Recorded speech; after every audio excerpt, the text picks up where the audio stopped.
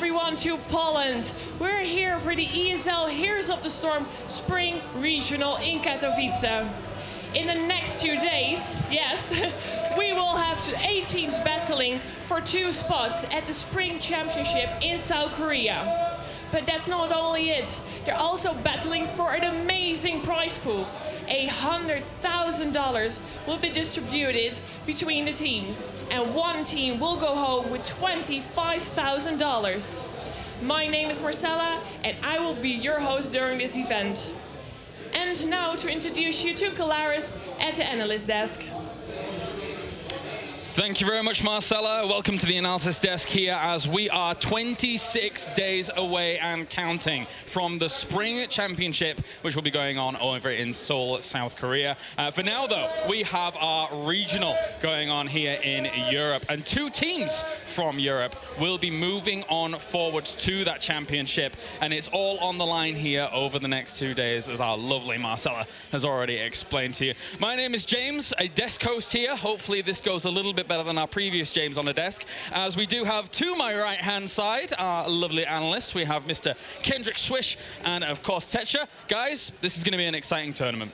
It absolutely will be. I mean, there are so many decent names out there, so many strong teams. I mean, Europe has always been known to have a very close, level. Many teams are really high up in there, and strong teams, less experienced teams as well. It's going to be one hell of a tournament. Yeah, we've been chatting about it before, this tournament, where basically this is probably the closest lineup at the top that we have seen in any European tournament ever. We are so excited, probably none less so than our first game today. Yeah, definitely, definitely. I mean, we thought the DreamHack Winter last year at the very end was going to be close, and indeed it was, but now looking at how the groups are stacked up here and where the players have shifted to, it is going to be very close indeed. And we can actually take a look at the groups as things do stand. Group A and Group B. We have 8 teams representing, and everyone will walk away with a good chunk of prize money. And of course, as it stands here across Europe, is there anything that really stands out for you guys when looking at those groups initially?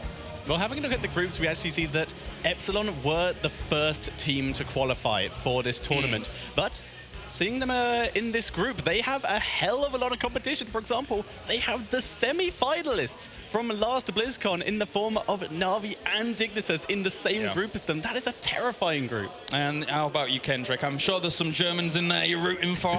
Dude, my palms are sweaty when I'm hearing these names because I'm so excited for them. Not only do we have 2 German casters here in this event, but we also do have an almost all German team. My Insanity, the powerhouse, I'm really rooting for them as well, of course. But also Team Liquid, let's not forget about them. Gerdam Hurd and Chris, my boys. It's true. Keeping my finger crossed for them.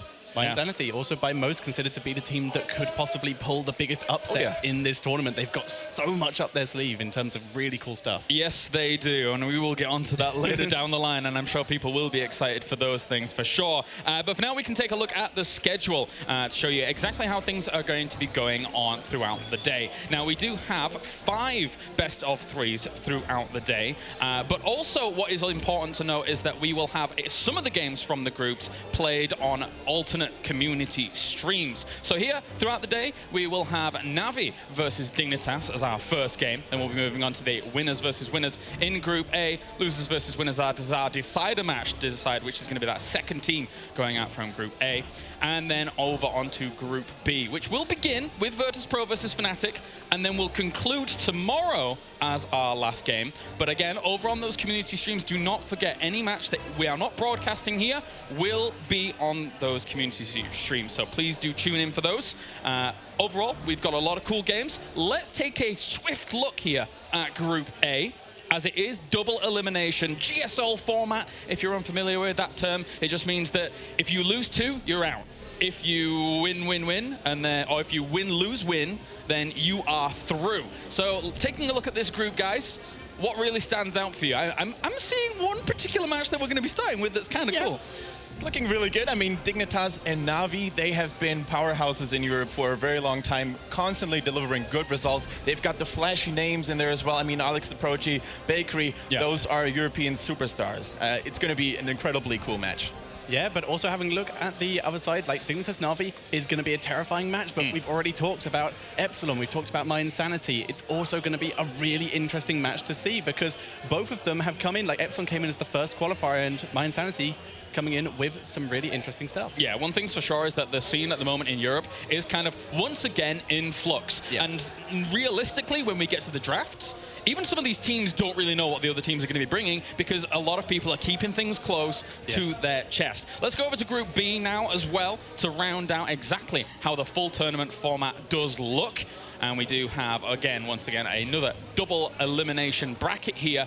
And going over to Group B, guys, I mean, anything that's really going to be standing out for you here? I think Fnatic probably, is considered to be the favorite in this group, no doubt about that.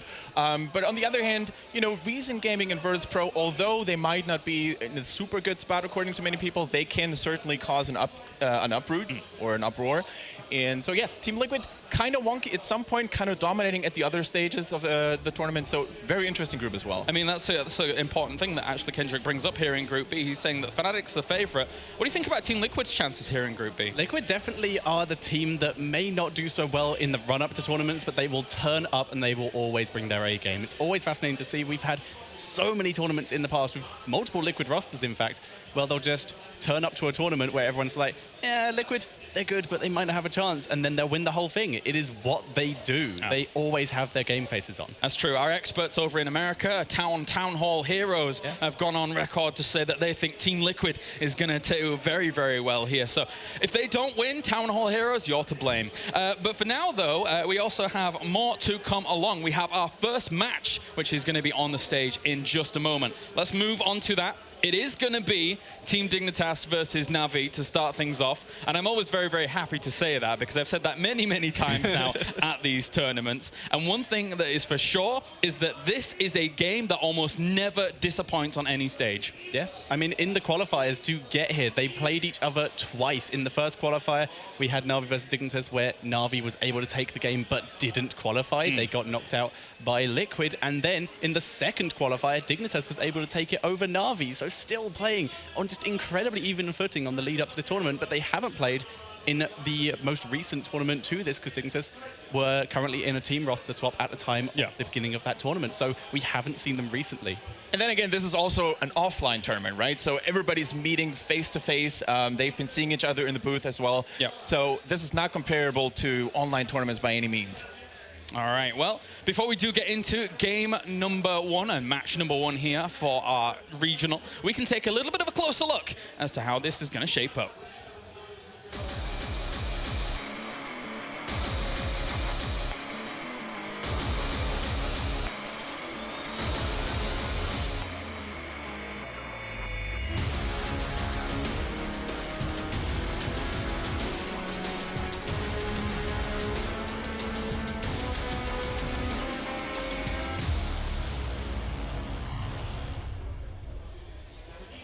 That is Dignitas versus NaVi, and what a way to open things up here for the tournament across this 2 days. Rife with history here, a Team Dignitas versus NaVi. Not only did they go on for contention back way when in Prague, which is where we really started to see that flourish, and then Dignitas kind of got a bit whooped. But then also, of course, moving forward, we saw it unfold at BlizzCon. They've battled each other many, many times as of late. How do they stack up here? They stack up very closely, and that's what we've always seen. We do sometimes see matches, like you said, at Prague, where it was a little bit harder. But having a look at Dignitas here, we do have possibly the most well-known star in the EU scene, and that is Bakery. He is incredibly well-known, but they have a newer player in the form of Maynard, the newest player to their lineup, who is actually playing for NaVi in one of the qualifiers and has been spectacular anytime he shows. Now let's indeed focus on Team Dignitas a bit here. Obviously they did go through some roster changes, Kendrick. They actually unfortunately lost Athero and Shrimpy were the main ones that they lost from that, now playing for Fnatic. With people like Menet and JPL on that roster there, and even Wubby, I've got to say as well, how do you think that they actually fit in with Bakery and Snitch? Is Menet like this a god tier assassin in the European scene that is able to help them and carry? You know, from what we've seen is that the chemistry between the individual members is very good. And I think Bakery, as one of the most experienced players in the scene, can really sort of, help integrate newer members as well. And Mene, he has been kind of wonky at some point because his hero pool wasn't considered to be the greatest or the largest. But I think that really, under the guidance of Team Captain Bakery and also Snitch, he could really have some good guidance and some good training. I gotta say, I mean, I asked Bakery before this tournament was actually going on. I was watching, a few scrims here and there, and I was like, is Mene one of the best Li Mings in Europe right now? And he came back saying, he's not even the best Li Ming on Dignitas. Nah, you guy. Like, that's what Bakery has to do, I suppose. But, I mean, there is some validity here to this lineup being extremely strong. Wubby, in the past, has been someone who has been super strong on lineups. There's been some chemistry issues, but everywhere he goes, he always performs well. Yeah, and there is the thing of, we talked about Dignitas' lineup at BlizzCon, for example. They had the mad scientist himself, ADRD. He was the brainiac behind a lot of their drafts, whereas here they're using Wubby and working a bit more as a team, whereas NaVi, yes, they seem to also work a bit more as a team with their drafts. Focusing on NaVi now as the second team here in this game. Now, NaVi come off a recent, or the most recent tournament win at ETS4. Admittedly, in that last series against Team Sandwich Monkeys, it could have gone either way. Team Sandwich Monkeys, I think I quote Alex when he says that they went on tilt a little bit. They didn't quite have the same bravado that they did there. But NaVi are coming into this tournament as one of people's favorites going forwards. Yeah, because they have a roster of people that are considered to be like ever so consistent and stable. I mean, Alex the Prodigy, huge warrior player. Then we have Infernal, who's considered to be one of the best melee or assassins in general that we have in Europe. And then Gran Paquete. I mean, he was part of the legendary Team Liquid Armada, the all-Spanish roster, and he's definitely among the top supports in Europe. And I couldn't be happier about Navi's lineup. I think it's really, really strong, although it remains to be seen whether Danatan, the solo queue hero, so to speak, can make an appearance and make a big impact on this tournament. Sorry, Tetra, have you been able to kind of see how Danatan's been performing with this team yet? I've watched a load of the practice games in the player area early, and he has been playing very, very well in pretty much anything he has been given. Just spectacular play all around. So I'm just really excited to see them. And just back onto Gran Paquete for a second here. When I've been looking at support players, for example, Bakery is obviously the one that comes up first, but there's always two names that come up when people ask who are the best supports in the world that aren't Bakery, and those are Meriday from Korea and Gran Paquete. Those are the ones that you see the most often. You bring up a really good point there, because Gran Paquete, for the longest time, has had a very, very positive influence in terms of the support role on the European scene ever since he was back in Team Liquid, right? He was one of the guys that I feel that was very undervalued on the Team Liquid roster, because you got your Lucifrons, you got your Vortex way back when, who did steal a lot of that limelight. But Gran Paquete, he's certainly no slouch in that regard. Yeah. And that's pretty much like the fate of all support players, right? Always a little bit underrated. Apart from Bakery somehow. Apart from Bakery and maybe our good friend Get Dreadnought over here. Yeah, true, that's true. Yeah. Oh yeah, that's right. We have another American actually in here as well. That was a late addition to the roster for sure for our casting squad. But obviously, you guys know a little bit about that. We'll be seeing him later. But for now, we are ready to go into the pick bands here for game number 1 between Team Dignitas and Team NaVi. And it will be Infernal Shrines to start things off. What do you think about this map to start things? My absolute favorite map in the game, just due to the fact that there's so many different ways to play it, especially it's one of the large maps we see, sometimes the alternative picks like the Vikings maybe sneaking their way onto it. It's a lot more, it's very strategic in terms of how you can raid those shrine areas. In my opinion, it's like the best parts of Sky Temple and some of the other maps combined. Yeah, it's a very good point to bring up there, Tetra. I mean, you know, Infernal Shrines has been considered to be a map not really that liked when it was released. You know, Punishers are really overpowering. But as Blizzard made some changes to the map, it has gotten a lot better. And now we always see heroes also being picked here that might not be picked on other maps these days. For example, Kel'Thas. I mean, he used to be the superstar of Heroes of the Storm for a very long time. Now he has sort of disappeared, but still a viable pick on Infernal Shrines because all of his AoE, wave clear, and zoning potential that he brings to the table, man. I was going to say, I was like, rest in peace, Kel'Thas. Because the thing is that I am so happy that he's not as much of an impact in the meta right now. I used to love Kel'Thas back in World of Warcraft, fighting him in Tempest Keep. But now, since his release, not so much. I'm not a big fan of you, Kel'Thas. People keep telling me I'm named after him. No, that's not true. Stop it.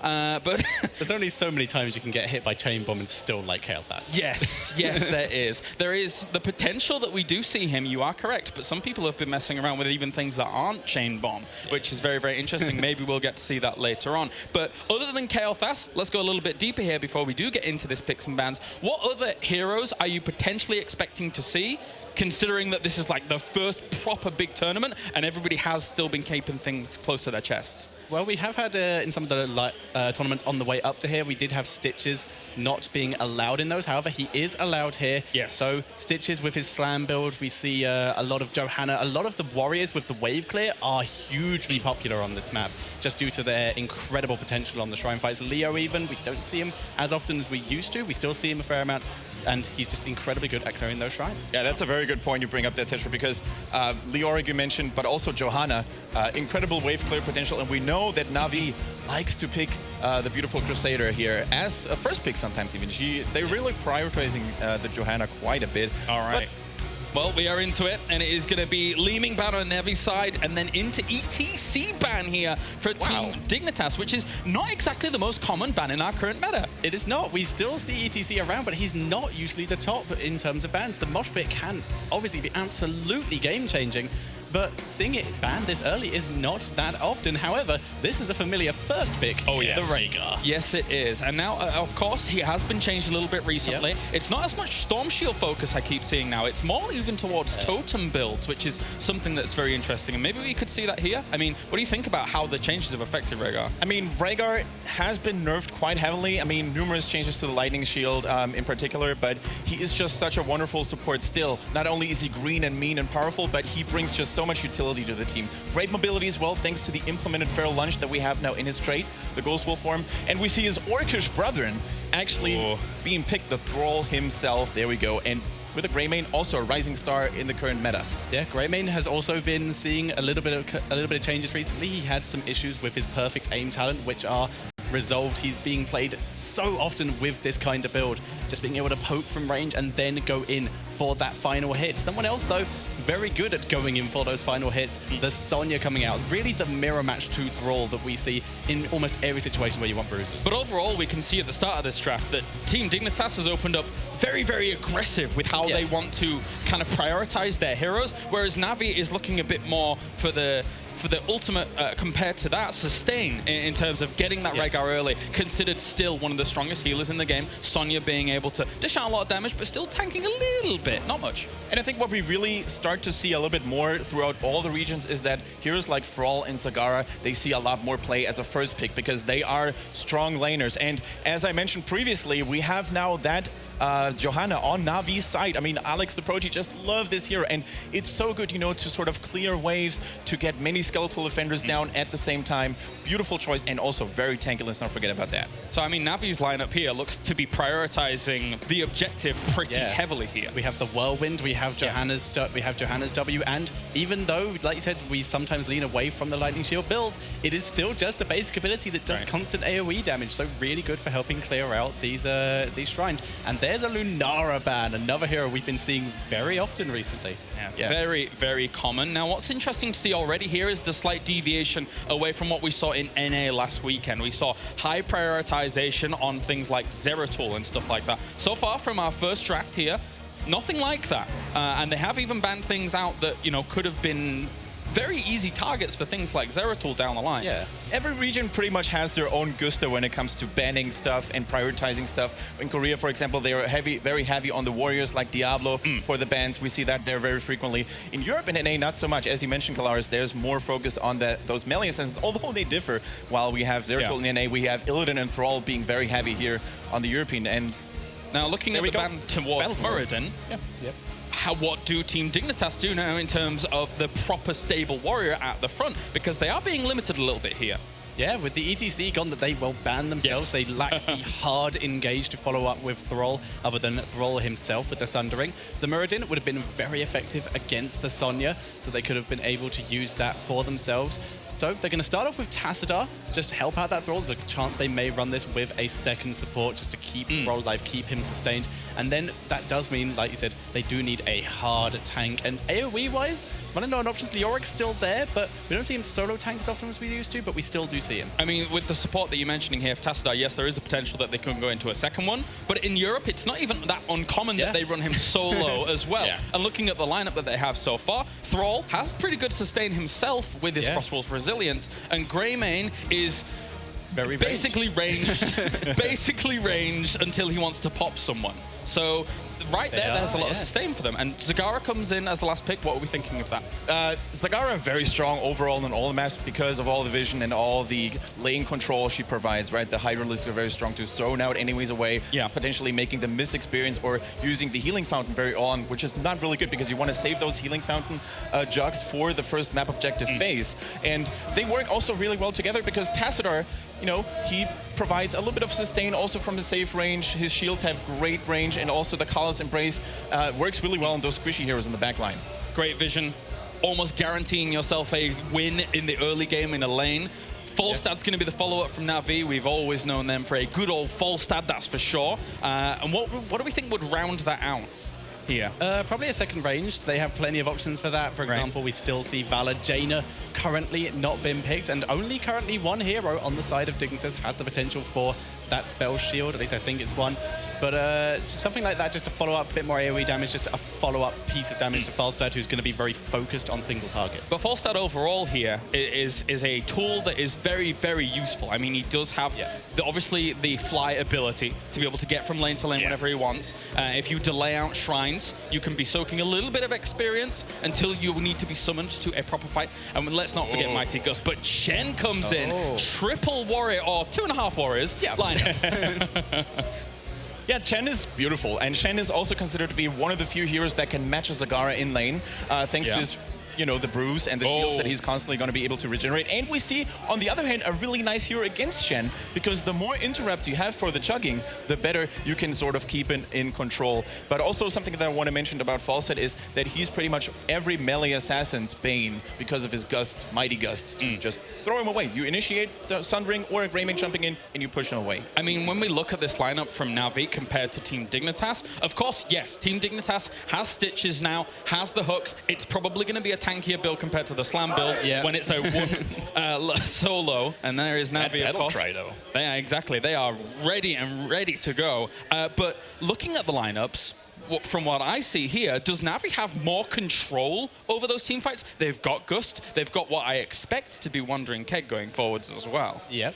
I'd expect so. It definitely seems that if NaVi can get on the shrine, it's going to be very, very hard to get them off it. But maybe Stitches is, in fact, the perfect choice for that, being able to hook people out of that shrine, focus them down. However, there are currently...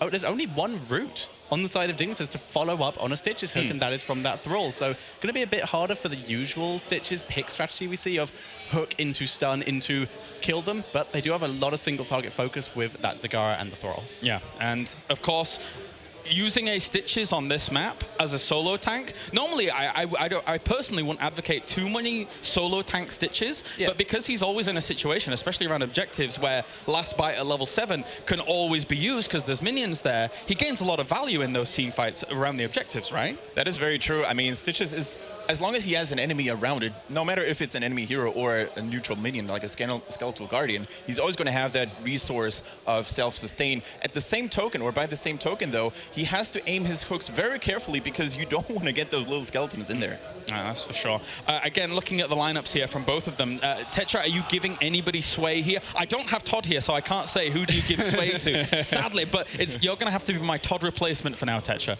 Todd is actually do the French accent, please. Very given.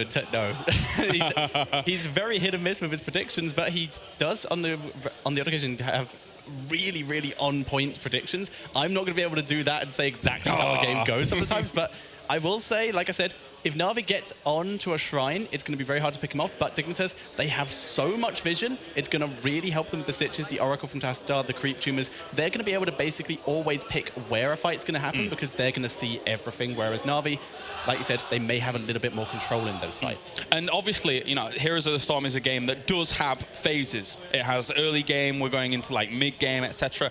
Is there a roster here that you particularly think has a good control of an early game over the other one that is, in essence, you could snowball from that position? Is there a team you can pick here? I think it'll come pretty much down to how well Thrall can initiate team fights and how well the Mighty Gusts are going to be. Infernal being a super strong assassin player, on the other hand, I think he has what it takes to do exactly that. So I might lean towards NaVi just a tiny little bit. All right. How about you, Tetra? On objective control, NaVi definitely have a lot more area clear. So in the first Punishers, I think they might be able to get a good advantage there, and it's just a question then on how fast Dignitas can pick them off, or whether they can just get a pick before the fight or during the shrine area and able to take it themselves. That's a good point. I mean, the pick thing is certainly very important when you've got Stitches in the game, because of course his hooks can pretty much turn the entire game around late in the game. If you actually grab someone and isolate them very, very easily, that could be okay. But the thing is about NaVi's lineup that I'm realizing now is that because they have the 3, 2.5 warriors, is that actually they're very limited in who they're going to be able to catch here in terms of the hooks, right? So it makes it a little bit more difficult for Stitches in the late game to have like full value. Yeah, that's a very good point, because you never want to hook a warrior right into your backline. You just don't want to do that. And it's going to be really hard as a Secularist to pick a target off and burst it down very rapidly, because we also don't really have any damage increase like Tyrande's Hunter's Mark or something like that.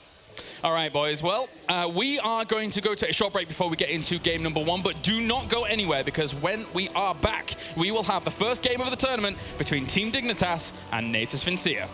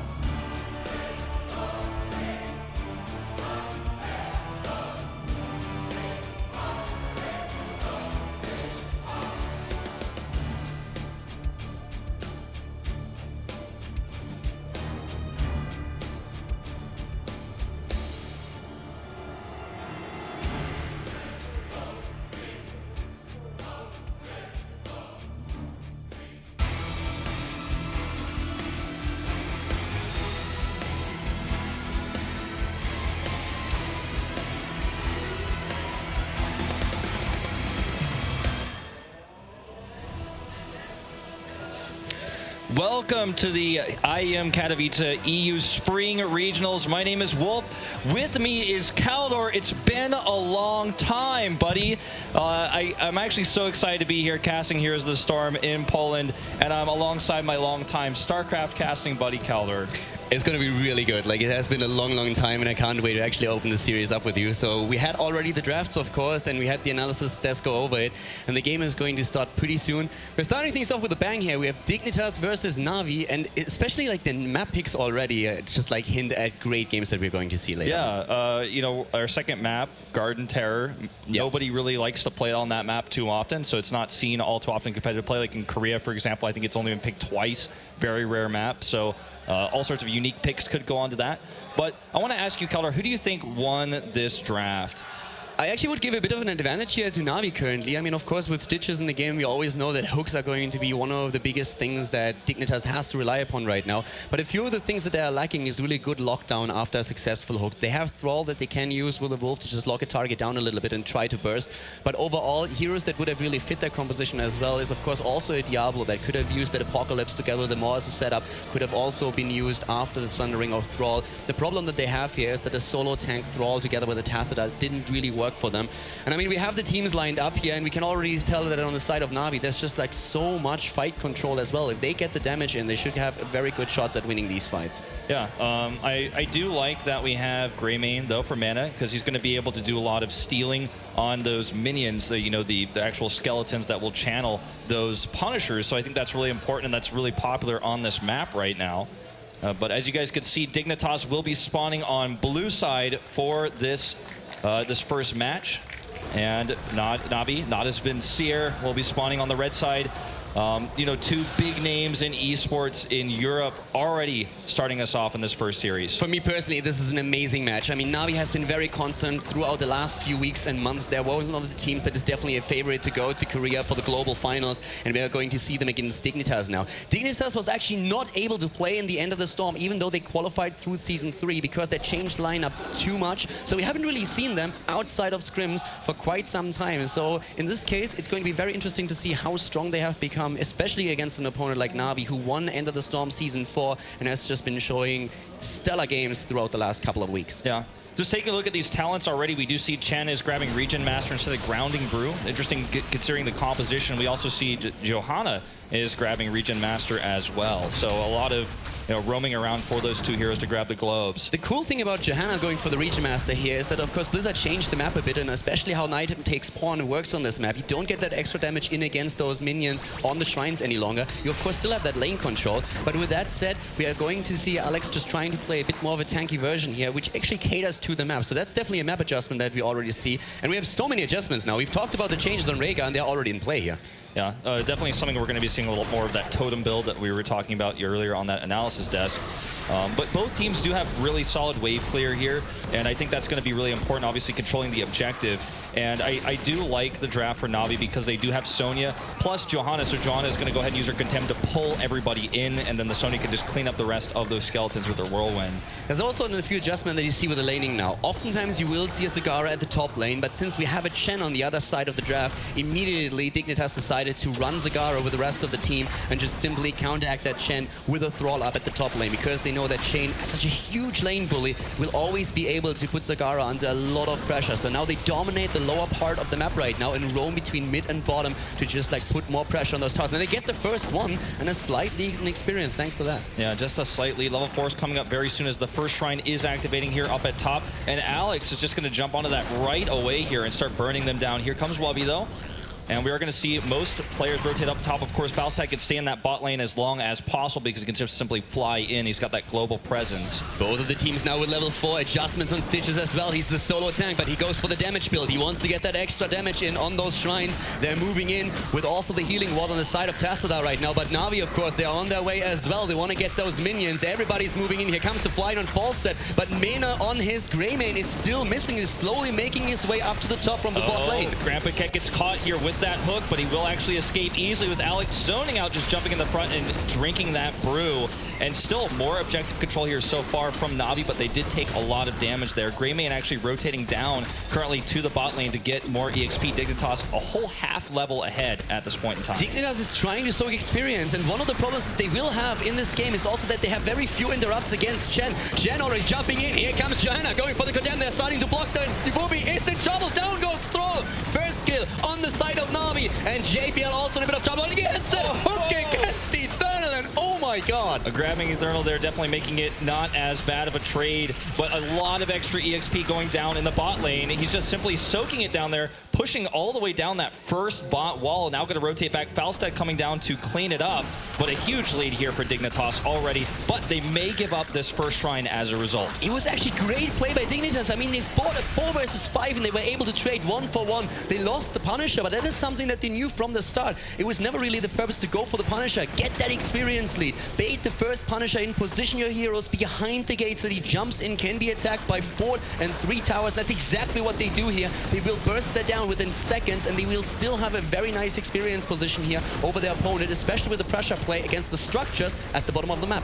Yeah, actually, meanwhile, we do see Mana is going to go ahead and grab an early Goatman camp, rotate back down to push this lane out that Crosby's been working on actually after that defense there. So again, just a pretty big structure lead even for Dignitas. And the first Punisher is always very weak on this map, so I do feel like they did play this early game a lot better. Now notice we do see Greymane going for that cocktail build, which is very powerful on this map because you can keep poking, you can steal the last hits, you can take them away from your opponent on those shrines. So I do like the way he's playing it, and we do see, of course, Cigar getting that battle momentum, which is so important for the streak spread. Absolutely, absolutely. Greymane is going to be a huge asset to them right now. One of the things that really is going to be important in the later stage of the game is that you somehow make sure that you can control that Chen, and they have very few tools that they can use for it. Dignitas will have to rely on a Sundering, maybe an attempted snipe if they feel they have the burst damage ready and Chen can't escape. We also have a couple of adjustments that we already hinted on, especially that Tasta going not into the Leeching Plasma on level 1. So Thrall is not going to have such an easy time staying alive here, but they have that healing ward, which is amazing when you go for one of the shrines. So solid talent choice is an adjustment that we have overall.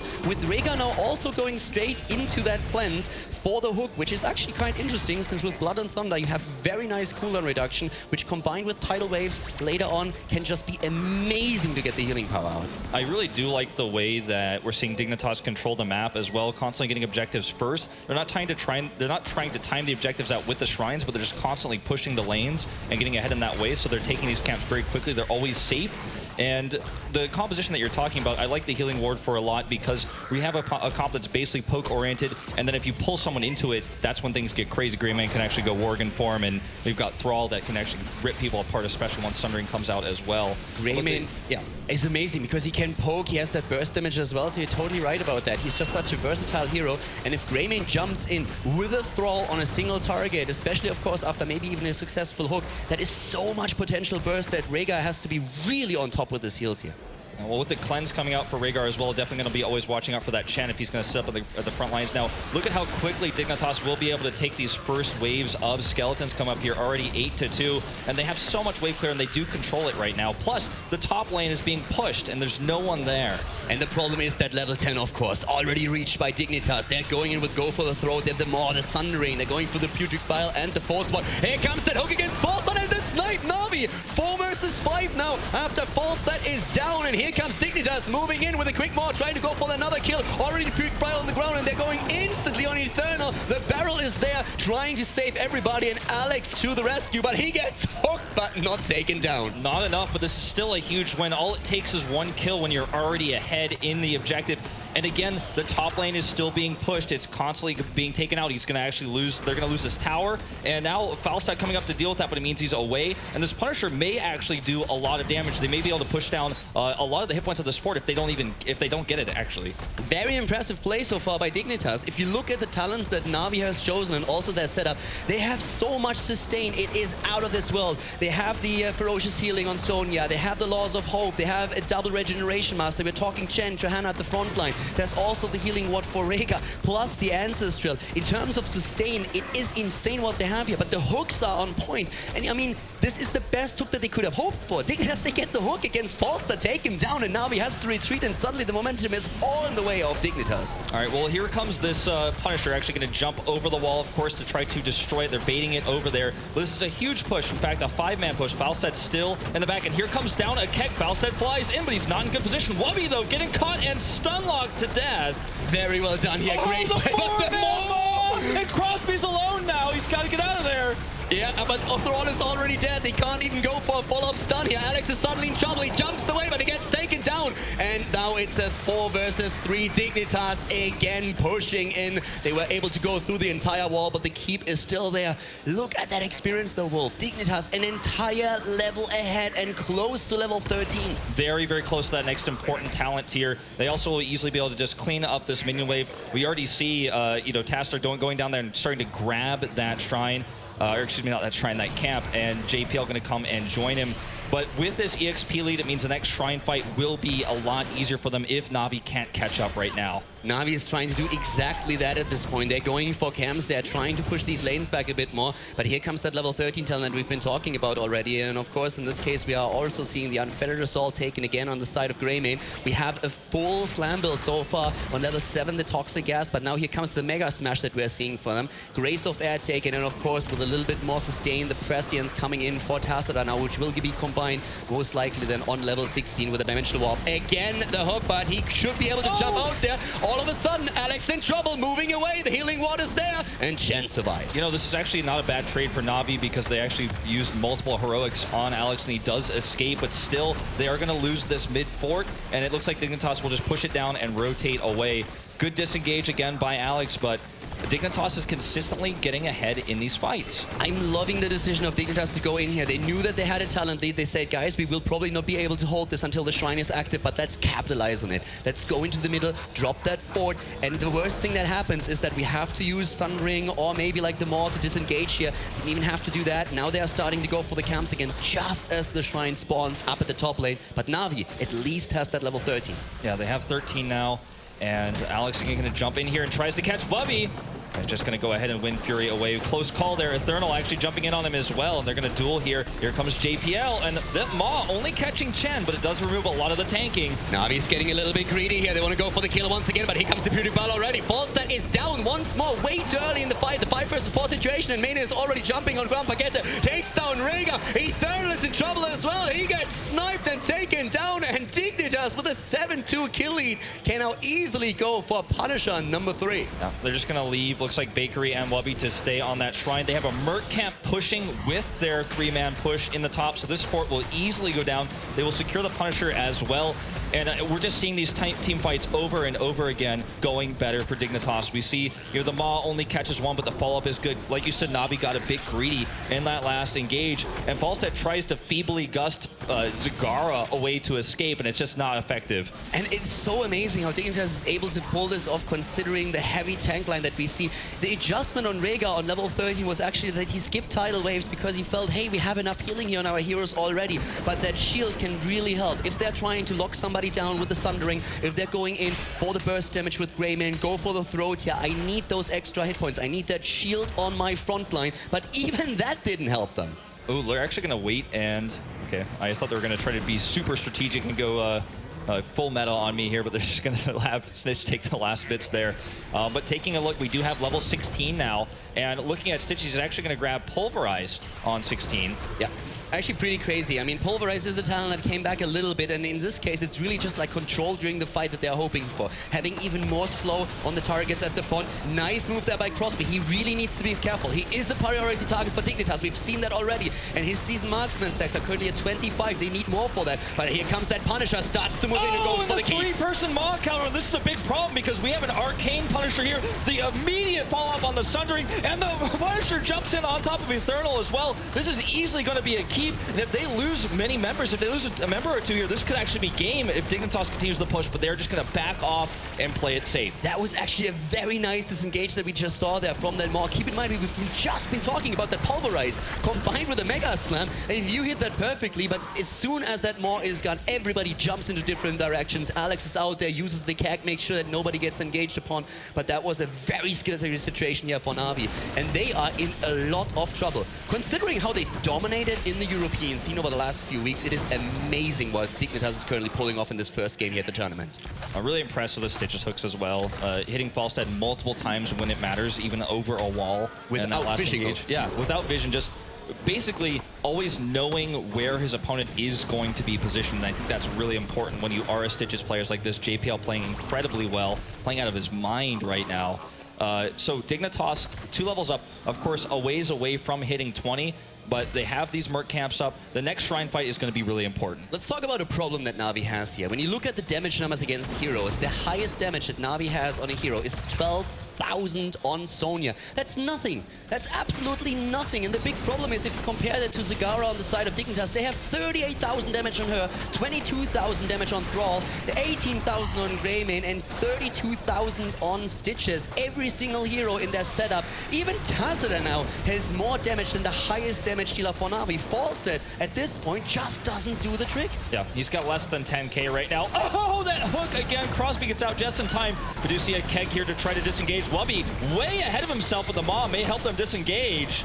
JPL is there, where comes the slam, there it is, the Fugitive Ball is on the ground, Ethan is trying to get away, Alex is already low, he needs to be healed, and that's exactly what happens, they're trying to turn it around once again, but Sonya is already in trouble with the mystical spear, there's the shield in the last moment, the Earth Shield saving Infernal, and now Dignitas has to disengage 16 talents already for NaVi, and this is actually where they can start to make a bit of a comeback, because not only do we see them currently on same talents, we have now finally the combo on Rhaegar with 1 and 16, and we have Chen with a pressure point, which is going to be so important to put pressure on the backline of Dignitas. Especially considering Chen is actually out damaging Falstad in this game currently, but here we go. This is a big opportunity for NaVi. They cannot mess this up. This is their chance. Snitch gets jumped onto here. He's actually caught and stunned. A Force Ball does come down to try to save him. Alex is jumping in, and so is Infernal. And here comes once again that pressure point. They're going for Snitch, and Snitch is down. Infernal is dead too. It's an even trade. Alex jumping out once again, but Valkyrie is in a little bit of trouble. Goes for the Dimensional Warp immediately, and using a Force Wall as well to zone the opponent out, or at least to trap them here even.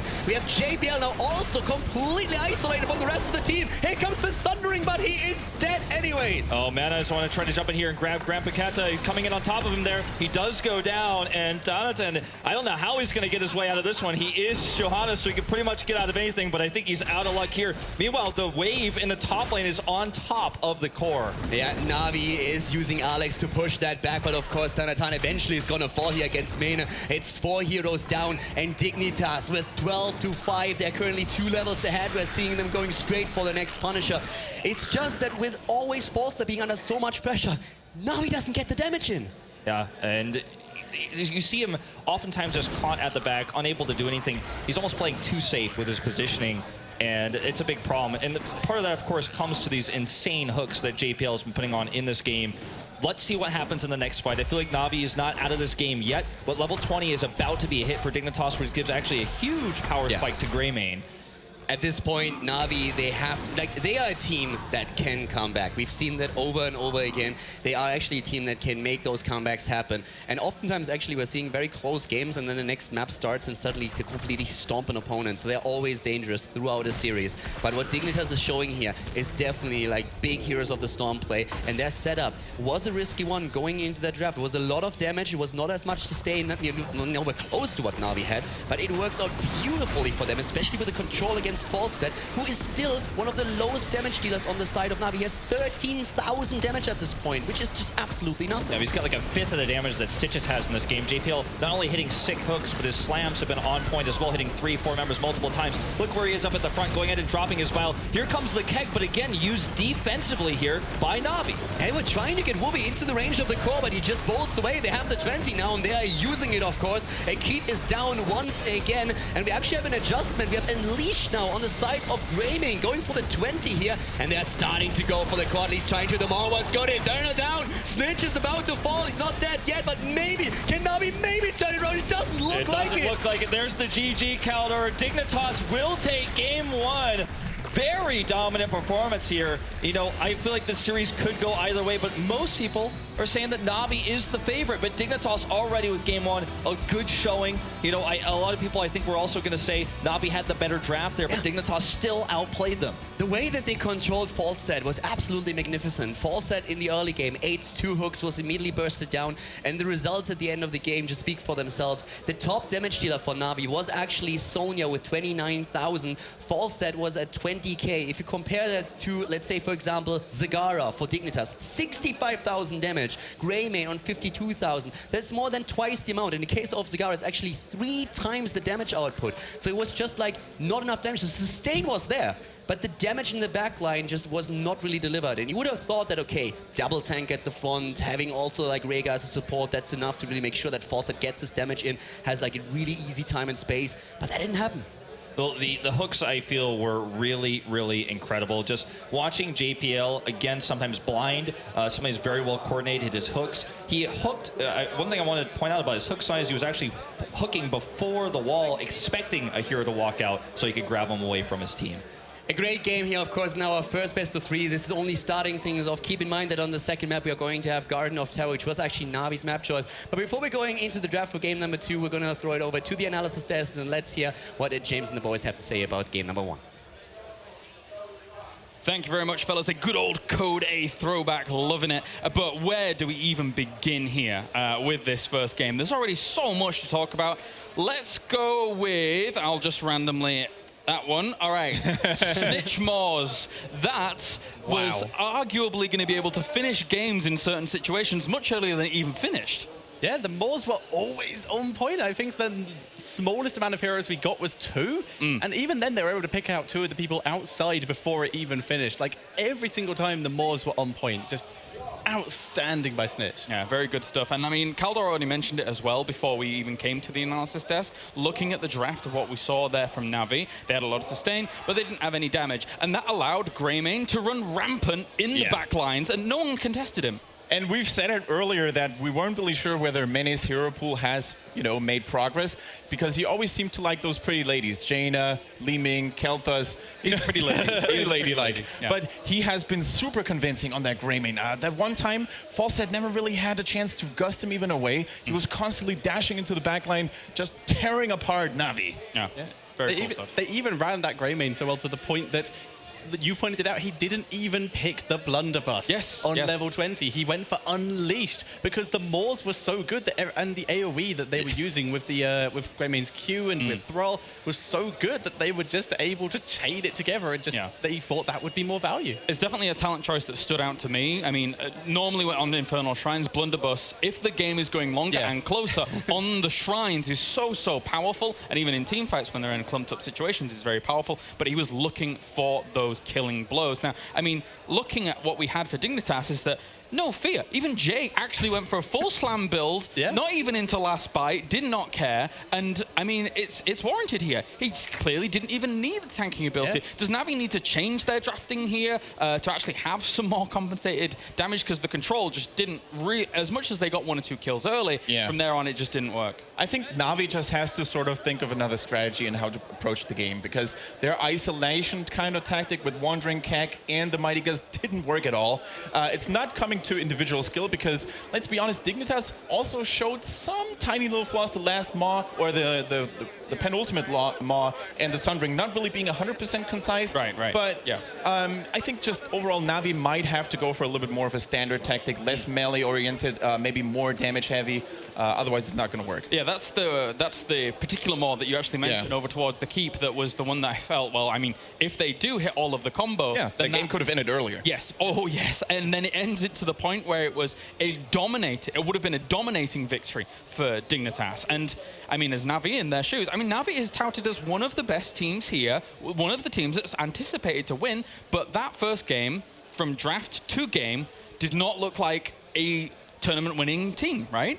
Yeah, the draft especially, we were looking at it and saying, yeah, they can maybe hold the Shrines, but exactly what we predicted happened. And Dignitas, just every single time, just like, well, you have the Shrine, we know exactly where you are, we have all of the vision in the world, pick them off. So they need to be able to work around this. Maybe banning a bit of that vision away, like Tassadar versus Zagara, always been a thing, getting rid of one or the other. But they need to be able to not just get caught by Dignitas like that. Also, the rise of healing totems. Healing, they're here, boys. I'm so excited. I've never been so excited about a small little stick that you stick in the ground and just allow it to do what it wants to do. I'm gonna have to change all my guides that I wrote. I know, it's like, well, you know, healing ward, it was there for a while, and now it's doing what it can. A little bit of extra healing, though, does go a long way. I mean, obviously, without the amount of mages that we're seeing in that draft in particular, there's not as much AoE. Obviously, a lot of these heroes do still have AoE, but, you know, just that little bit of extra crisp healing does actually help in these fights.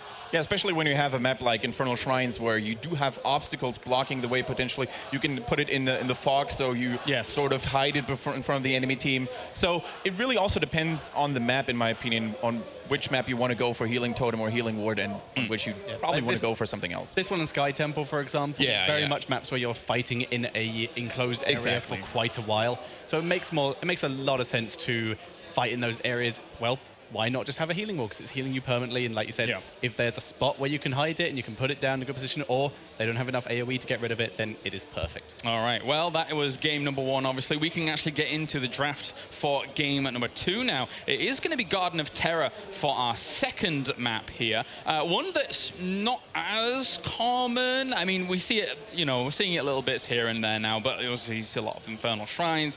Tomb of the Spider Queen will be our third map if we need it. Right now, going into this second game, unless NaVi changes things drastically, it could be difficult here for them to recover.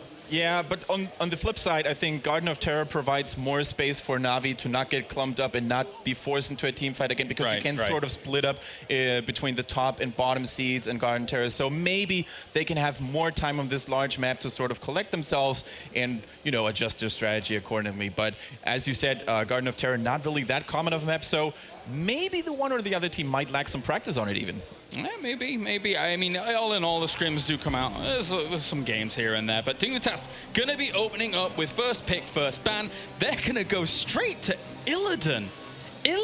These are some target bans we're seeing coming out from these teams. Getting rid of Illidan, we've seen the resurgence of him coming in through the last couple months, and the Sonya being gotten rid of as well. The melees getting annihilated, but that does give Dignitas access to, well, if they want to go with melees, no, they're going with VTC, the target ban we saw last game.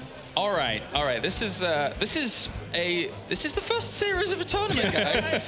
This is EU feeling out EU and bringing in some interesting picks and bans to start things out. So this is very, very different compared to what we're seeing in other metas right now. ETC, obviously very, very powerful, does have the Mosh.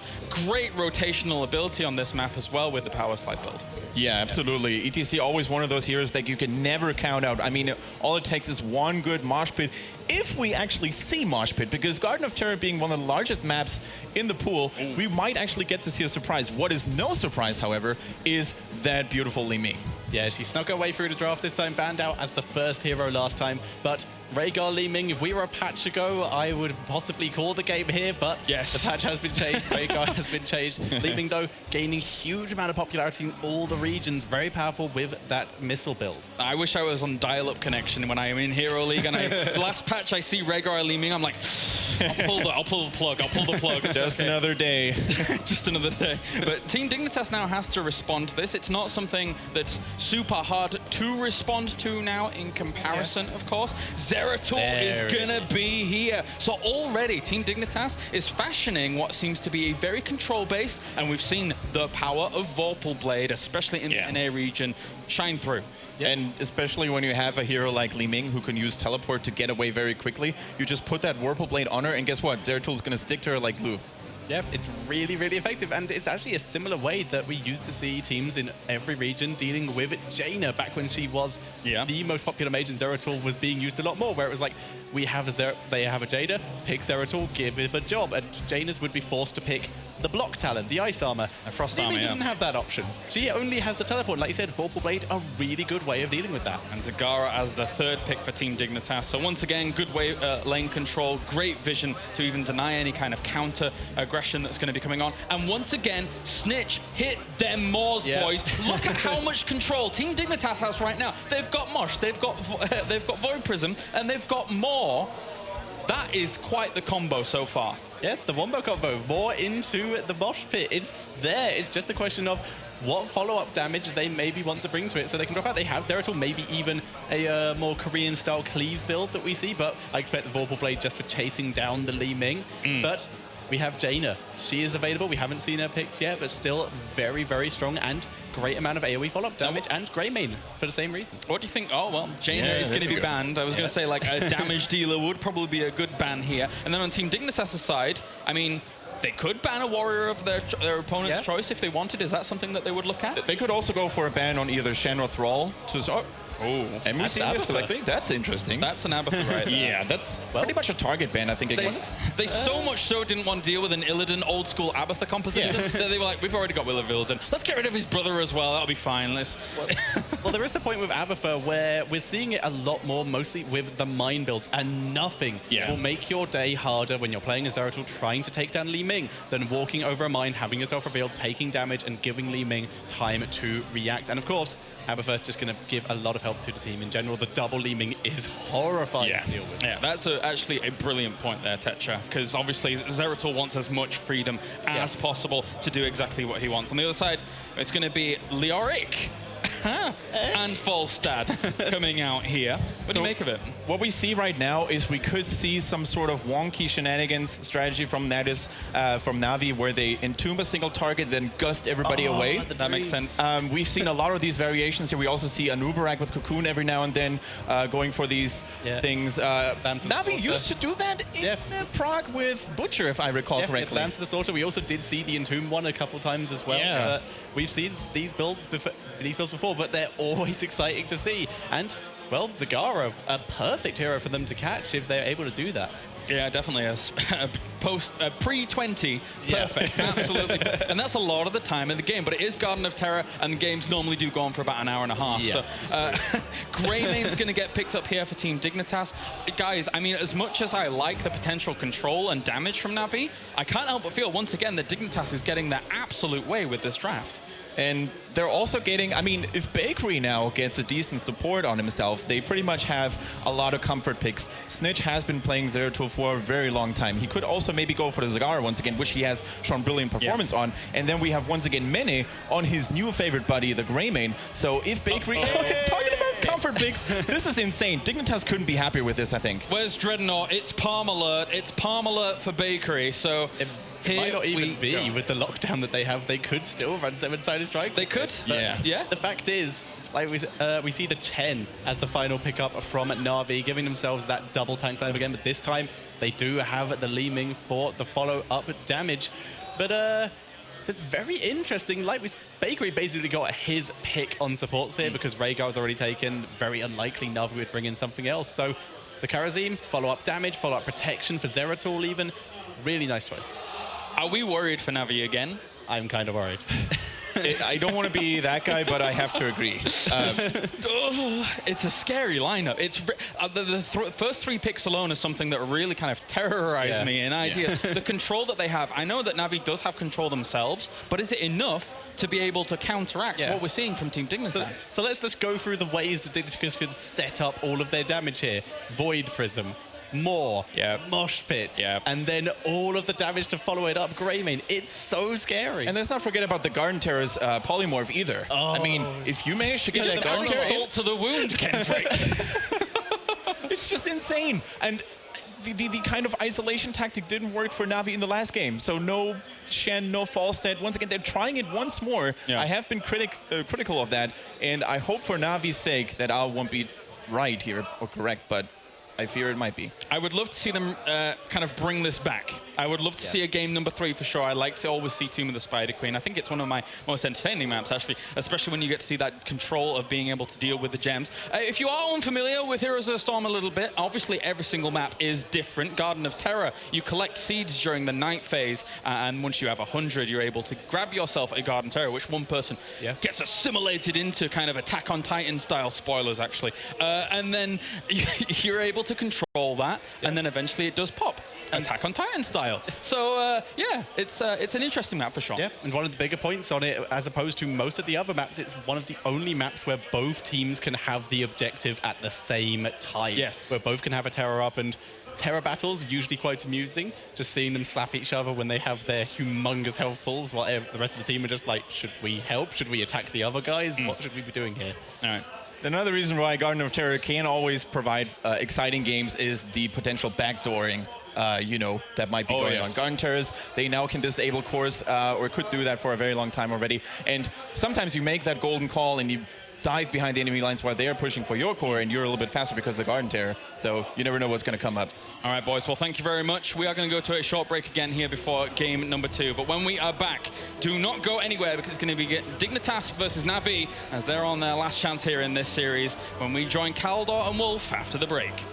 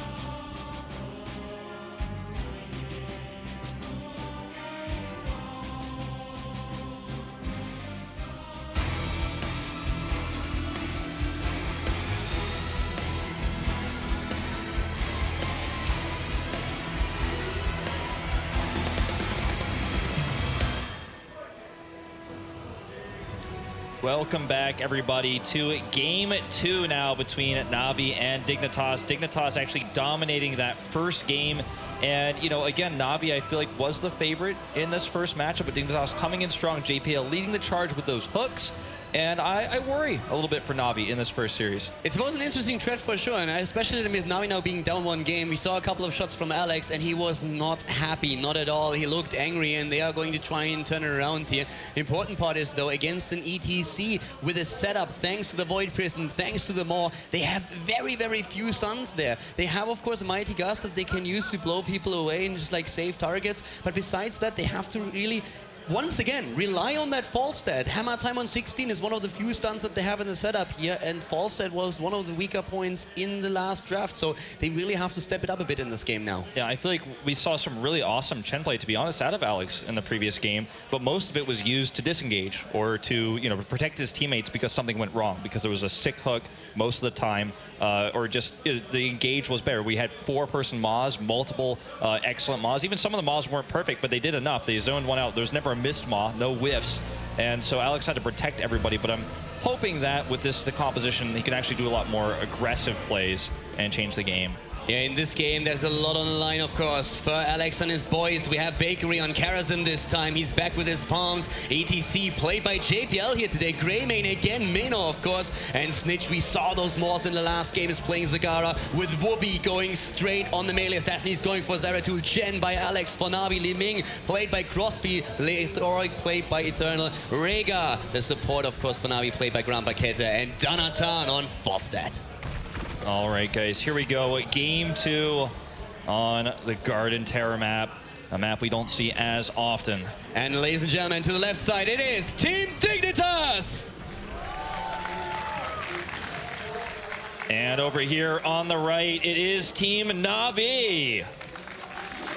NaVi currently down 1 game in the series here. They switched the Falstad player this time. They have to be extremely careful now on this map. It's not going to be easy for them. A very aggressive setup once again for Dignitas with Zeratul, with Greymane. They can jump for the backline. They can go for that Falstad, for that Li Ming, and the 2 tanks that NaVi is using here. They have to bring their A game to create some space, but already the game starting off with aggression up at the top lane. Yeah, huge push here already up at top, and with this, they're going to gain a small EXP lead, but NaVi is not going to just let this go. They're going to push this too. Wubby, unfortunately, not on a hero that's going to be able to deny split pushing very well. In this case right now, first one order down, that Zagara is of course a huge asset in this case now for Dignitas. Donatan flies in for the XP, trying to pressure them back a bit, but both of the towers are already down, and both of the teams super aggressive start into a map that we rarely see. In months we haven't seen Garden of Terror, and that also resulted in a very interesting draft here, where basically everything that happened over the past few weeks went out the window. We saw great bans here, Abathar banned out because of the size of the map, and there was even the threat of Vikings being picked, which a lot of teams have scrimped with for this particular tournament. Yeah, I mean, Vikings obviously the most popular on this map. In particular, Alex actually getting caught here a little bit. Bakery going to rotate down. No big problems here in the lane. Very even in EXP currently, but we have a lot of globe talents for both teams, and I do want to point out that Zeratul is going for Region Master, which means he's going to be roaming a lot. So keep an eye on Wubby, because he's definitely someone that can make some sick plays, especially on Crosby here. As you see, he's coming up right now. And team's already going for the first few seeds as Night is falling here on Garden of Terror in game number 2. Yet I am Katowice down at the bottom of the map. There's a jump against Alex, but Chen, of course, he's moving away here. Zagara, on the other hand, the first blood in the game. NaVi opening things up with a bang. Yeah, huge first kill there. And, you know, as you can see, Wubby is looking for opportunities here against these 2 squishy heroes, but together, they're not going to have much of a problem. I don't know if Donatan knows that he's here. Well, at this point, we could see a jump on Falstad, as you said, but there's Crosby and Infernal to consider as well. Keep in mind, there's a lot of vision thanks to the creep tumors, and one of the things that NaVi will have to do is take control of that. With that lightning shield on Rega, try to take the tumors down, using the Leoric with the skeleton swing for it as well. The teams are both going now for seeds, but we have a much faster drop on the garden plant up on the top by NaVi. They will get a slight lead in those seeds. Yeah, we're going to see Wubby try to steal, and he actually will grab quite a few of those. A huge steal for Wubby, in fact. Wow, nearly evening out the seeds. And I think that NaVi will have to rotate down here to the bot tower to see what they can get done. Yeah, that was definitely big. They thought themselves safe, but in comes Wubby with the Zeratul, and now the seed count is much, much better here. They could actually, and yes, they get the plan. So NaVi, even though it looked decent for them at the start, is now going up against the first plan on side of Dignitas, but the experience definitely in their favor. Yeah, almost a whole level ahead here. Wubby not going to, again, be able to stop this push by himself. He can definitely help push it back, but they do get that level lead for now, but Dignitas, of course, having that first terror will easily catch up, if not get ahead. And I do feel like that steal was a huge move. He didn't even actually use Blink. He just simply waltzed in and took what was his, Kaldor. And guys, there's so many things already to talk about here. Again, the pressure play, but while we have that, the charge blast as a level 4 talent on the side of Gleaming has been used here, so a bit of an adjustment to builds that we've seen in the recent past. We have the fealty onto death on the Leoric's part, and also, of course, let's consider that a Vorpal Blade once again, which just allows you as a Zeratul to really lock onto a target, and with 2 squishes in the backline of NaVi, this is going to be a massive target in the later stages of the game when Zeratul is going to dish out that damage. Yeah, Vorpal Blade is actually so powerful versus both of these carries in particular. Falstad and Leeming both have an escape on their teleport and, of course, their barrel roll, so the Vorpal Blade will actually allow you to lock back onto those targets after they use their escape, so that's really huge, and it's great versus the comp that NaVi is running. So this first Terror not doing massive damage just yet, but of course Crosby doing his best to slow down the push. And we already have, of course, the plans just being dropped. Wooby is going from lane to lane right now. Experience is looking decent for Dignitas once again. And they are trying to ride that momentum wave from game number 1 with NaVi, of course, attempting to just like turn this around and force game number 3. The bottom 4 is under a lot of pressure, and Mena is now starting to move in as well to poke once again with the cocktail. They're starting to go for Alex here. Also Grand Paquette to the front, but here comes Leoric trying to go for the skeleton swing for the slow, and they're turning the thing around. Infernal comes in the back with that huge slow. JPL is actually going to be the first to fall in this fight. And this is actually a great opportunity for NaVi to continue the chase. Mana actually having to bounce back, drop down some cocktails. I think for now this battle will end. Meanwhile, in the top lane, we had Zeratul try to jump on and kill Crosby here to no success. NaVi definitely one of the teams. They have 2 choices to react after the last game. Either they can resign, but that's not the NaVi we know. They're getting angry. They're trying to get back into the series here. And so far, they've been playing quite well, considering that they've been up against the Garden Terror already. It's time to go for the camps to also prepare, of course, for the next night here. The teams are attempting to go to level 10 a bit faster to get a slight lead here, but Bakery is doing basically the same thing. He's also moving in towards the camps now, and he will be assisted by Mena, who jumps in on his Greymane in walking form. Yeah, these camps are going to be important. Again, I want to point out how much Vubby is actually roaming the map and looking for targets, constantly making it these heroes like Donatan or, you know, Falstad in the top lane not as comfortable just sit back and get his stacks. You see sometimes we're seeing Crosby try to push a lane and knock down those towers, but he can never go across the halfway point because he knows he doesn't have vision, he doesn't know where Zeratul is, so he has to be careful.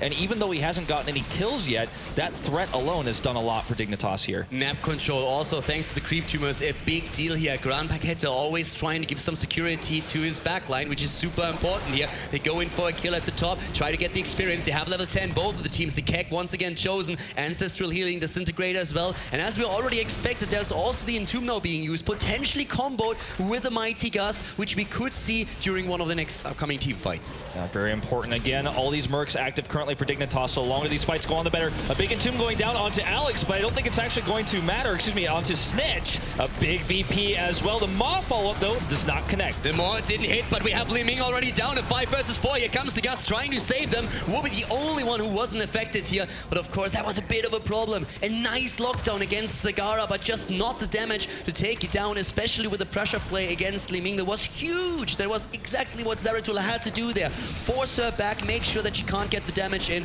and we had zoning tools. We have so many on the side of Dignitas right now. We have that Mosh Pit, we have that Void Prison, and the Maw. If you can just like isolate a few heroes during these fights, then you are going to be golden. That's exactly what they've been trying to do here.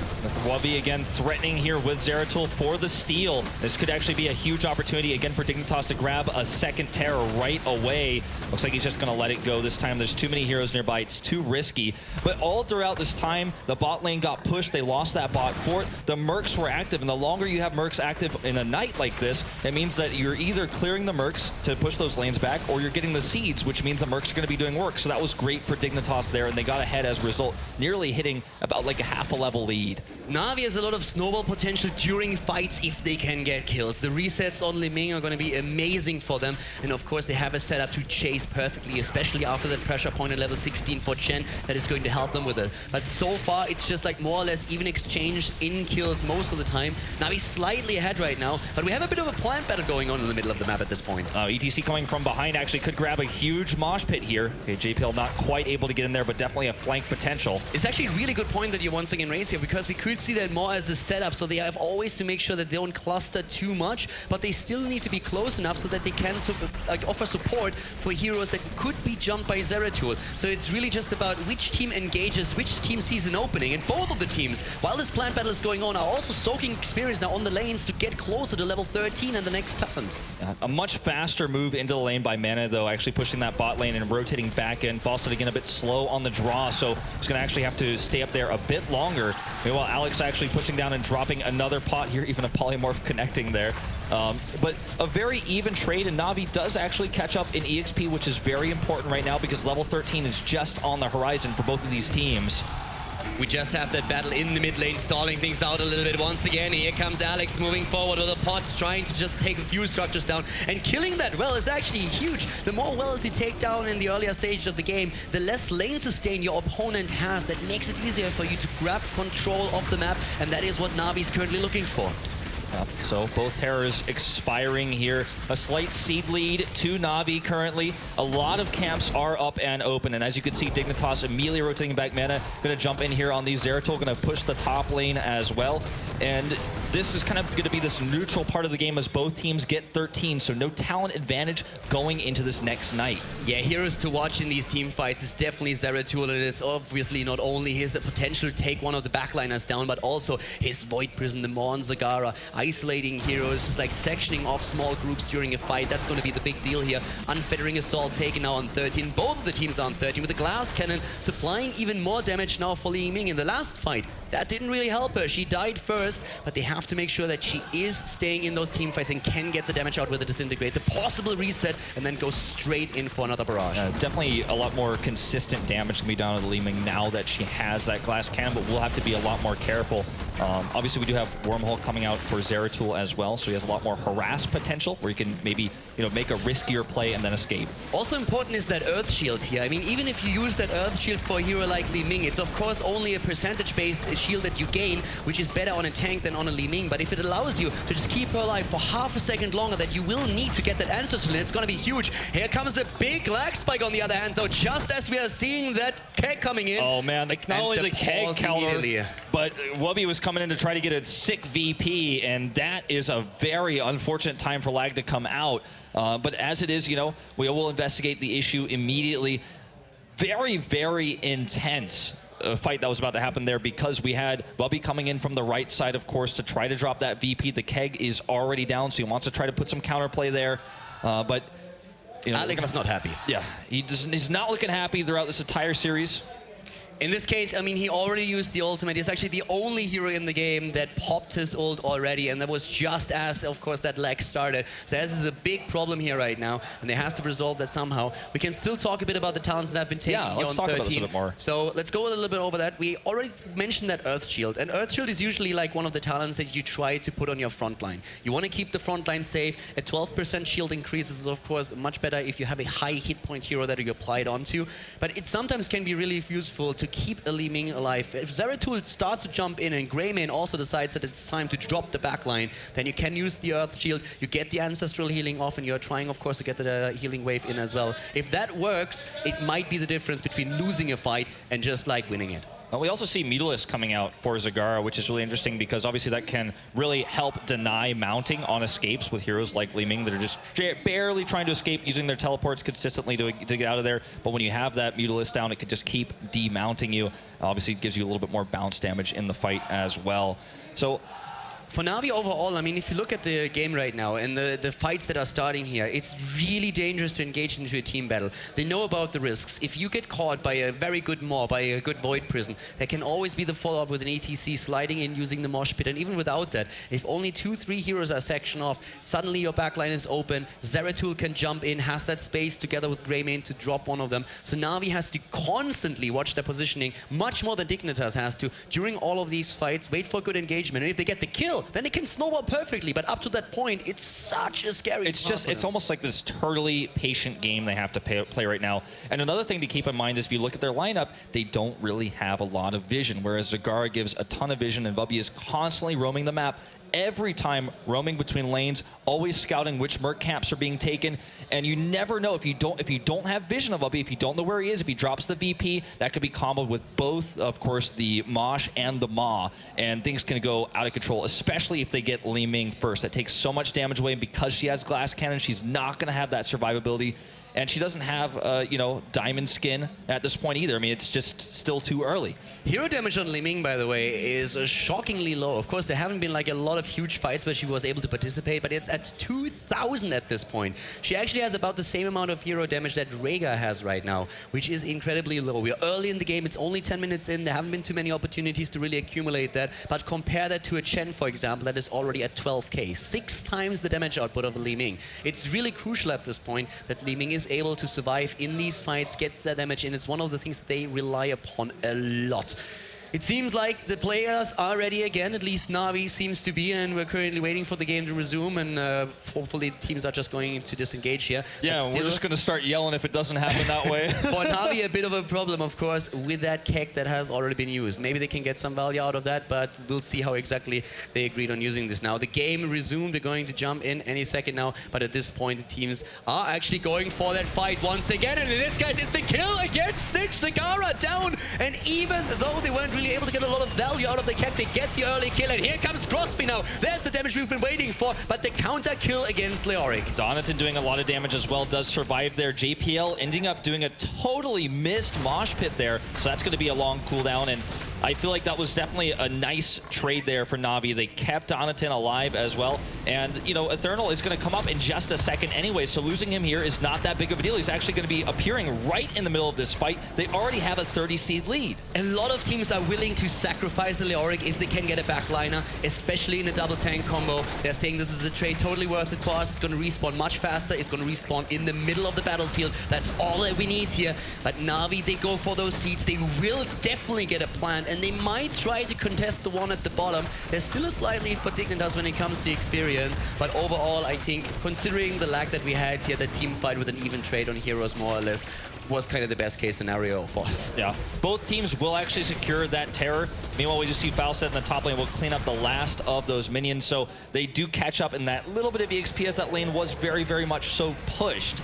But let's see how these terrors end up being utilized. Both teams grabbing bruisers immediately here. And it's kind of this point where everything is resetting. VP is going to be up in 15 seconds. The mosh pit is still down. So without that, I feel like Dignitas needs to be careful on how they engage. Yeah, I know right now, of course, it's going to be super important also that you get at least some value out of those 2 plans that you have on the map. We have a 4-man rotation up to the top, so what currently Dignitas is trying to do, they are splitting NaVi. They are sending the terror in the middle of the map. There's a big camp at the bot lane as well, but Falstad is currently trying to take control of it and make sure that those towers don't die. So for Dignitas, this is a very high pressure situation where they are putting pressure on the plant of NaVi, push 2 lanes at the same time, and find themselves in a pretty decent spot, which also results in them getting an early level 16 talent. Yeah, just barely there now. Everyone is up with their 16s. And just taking a look at it, everything is pretty standard. Chen hasn't taken his just yet.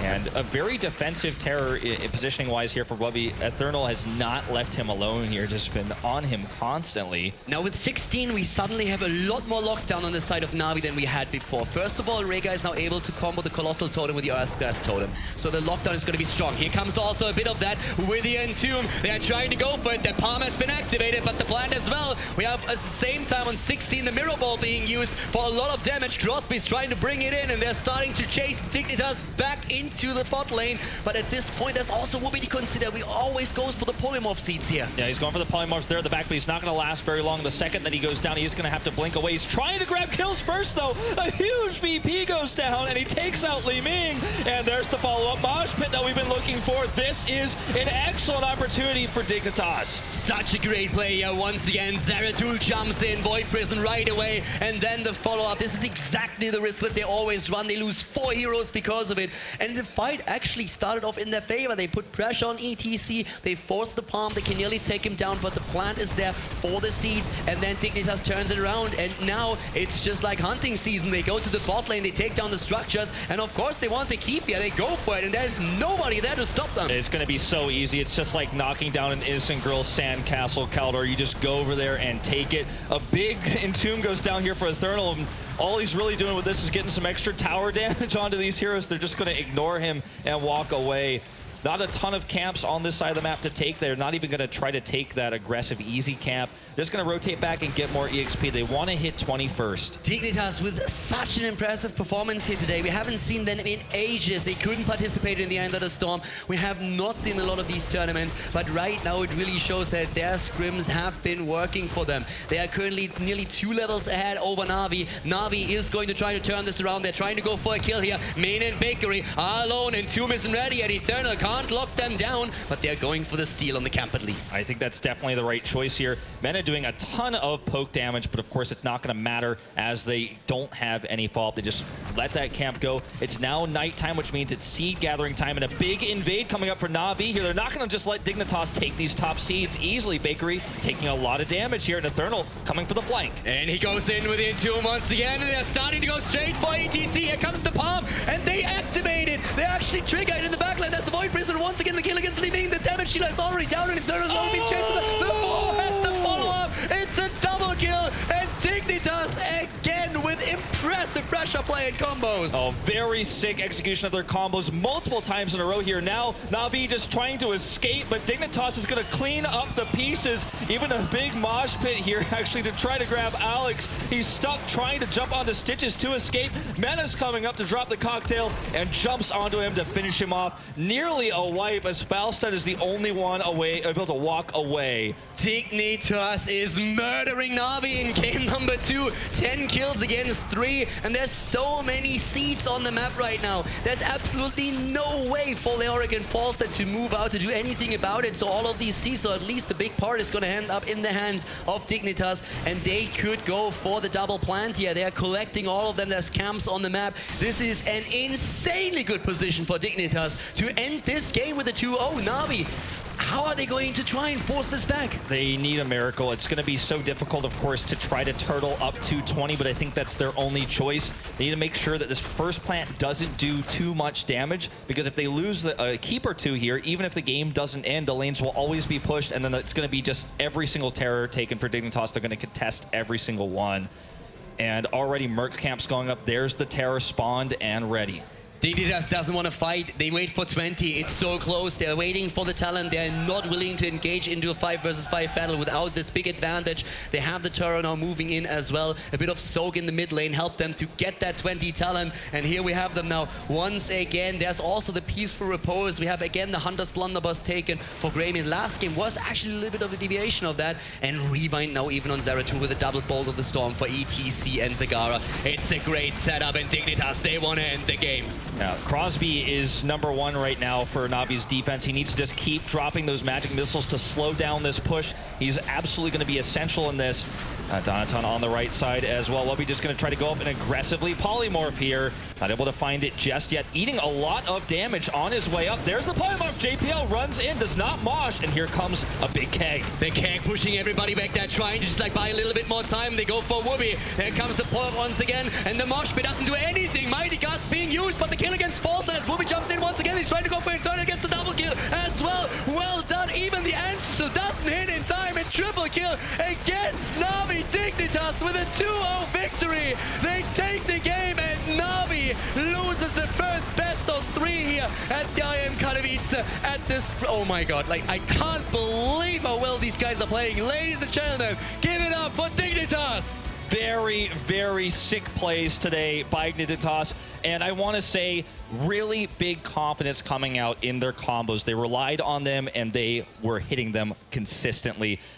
I really, really enjoyed the way that NaVi tried to counterplay. They played very safe when they were behind, but they were outclassed in this first best of 3 in this tournament. It was really incredible. NaVi, they have been doing so well. Not only they won End of the Storm, they looked strong in the qualifiers, and they came to this event with just all this confidence, saying like, yes, we improved even after that. We have great scrims right now. They were hiding the results, and they came into the series and said like, okay, we're going to take this. We're going to go to the winners match, and we're going to qualify for the next round of the tournament right away.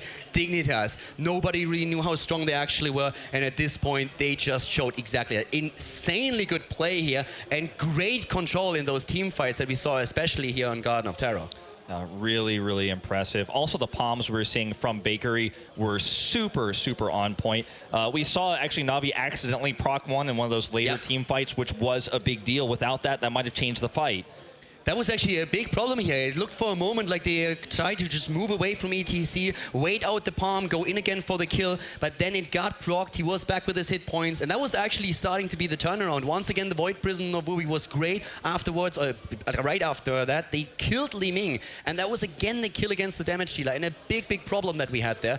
So overall, just the control in the team fight that we saw from Dignitas was just way stronger. But guys, on the stage right now, we have Bakery currently with Marcella, so let's see what he has to say about the performance of his team in those last 2 games. Thank you, Calder, and yeah, congratulations. Those were like 2 really convincing games. Did you have in mind that it was like kind of getting this easy? We actually thought this would be a really hard series. Like, obviously we haven't scrimmed NaVi since the groups were announced, so we had no idea what to expect, but NaVi are always at the top, and it was just really easy. I don't know what to say. I think everyone was pretty surprised, but as well really proud. And what was your thought process with picking with the Stitches, the Pulverize, over the Hook one at level 16? So it's a lot of people think that Stitches is really bad into Sonya, and when you go for a hook style, he is. He doesn't do enough damage, and he gets quite easily killed. But when you go for a slam, you have so much control over the team fight, and it's really hard for the Sonya to move. And so that's what we did in the first game. We picked Tassadon, we picked Stitches, and we just controlled the team fight, and the Sonya didn't really do anything. And are you guys used to play against Chen? Because, well, NaVi picked him twice. What do you thought about that? Chen's actually an up-and-coming pick. We've seen it a lot, so we actually were really prepared for Chen, and we thought that's something that Alex would want to play. So. Okay, well, thank you. Now we're going back to the desk. Thank you very much, Nasira. I didn't think that I would actually have to use this early, but I already brought a little confirmed stamp along with me, just in case there were any kind of odd bops that may occur. So we need to slam that one down, and we're already confirmed for a very, very, very convincing victory there by Dignitas over NaVi. So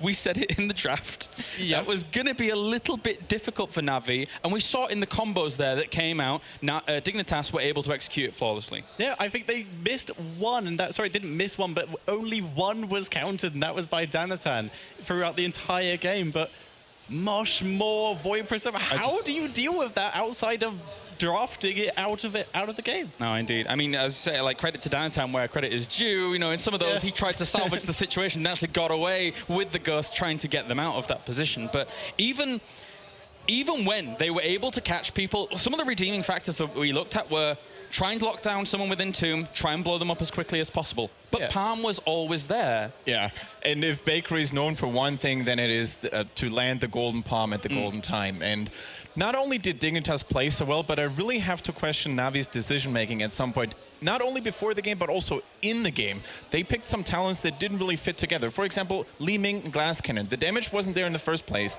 And in the second place, you had Rhaegar with Earth Shield. I mean, if you have a Zeratul in the enemy team, and you know that Li Ming is probably going to get focused really hard, I'm not sure what the Glass Cannon is looking there, and it's just really hard to judge performance there by NaVi. Like we do see the Glass Cannon a lot, but I agree, maybe that wasn't the best choice when Zeratul is actively hunting you. And I mean, Kaldor mentioned it, by the time, I think it was around 5-6 minutes into the game, Li Ming was sitting at 2k hero damage compared to Shen, who had 6 times the amount. Right, where she normally would be. We don't know how much damage she can do. I've got to ask the question is, with the way in which the comps actually worked out there, was Li Ming trying to blow someone up, again, one of the only ways that they were going to try and find a spot there, but was something like Zeratul too much, really, for her to ever deal with? I think it was definitely the whole idea of their comp was to isolate someone and just work with it from there and just let Li Ming do her work. Like we were talking about the Entomb into just Li Ming doing everything, and it nearly worked, but like we said, There's Bakery. Yeah, Knows what he's doing. we can actually take a look at just a few moments during that game to see exactly how things went down once again. So a small replay here to look at some of the finer details of what happened during that game on Garden of Terror. And you can see when we actually jump into that in a moment, that we do have like just great synergy across the board. We already spoke about how much lockdown that they were going to have. NaVi just very, very difficult to deal with. Here we're into the moment where this opportunity to blow up Jay was very, very powerful, and the palm actually hit a little bit earlier than I was expecting, but they still triggered it anyway. You can see over towards the Void Prism. Great lockdown.